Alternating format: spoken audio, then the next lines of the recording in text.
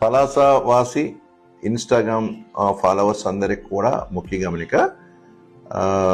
ప్రజలందరూ కూడా ఈ బెట్టింగ్స్ మీద, ఆన్లైన్ బెట్టింగ్స్ మీద చాలా డబ్బుని కోల్పోవడం జరుగుతుంది. ఈ బెట్టింగ్స్ వల్ల చాలామంది ఆస్తులు, వారి యొక్క అనేక ఆర్థిక ఇబ్బందులు ఎదుర్కోవడం జరుగుతుంది. ఈ ఐపీఎల్ సందర్భం అయితే కానీ ఇతర గేమ్స్, ఆన్లైన్ గేమ్స్ వల్ల కానీ గేమ్స్లో బెట్టింగ్ చేస్తూ చాలా ప్రాపర్టీస్ని కోల్పోయి ఆత్మహత్యలు చేసుకునే పరిస్థితులు కూడా జరుగుతున్నాయి. ఇటీవల మధ్యకాలంలో మీకు 2-3 సంఘటనలు కూడా జరిగి రైల్వే ట్రాక్ మీద ఒక వ్యక్తి కూడా చనిపోవడం జరిగింది.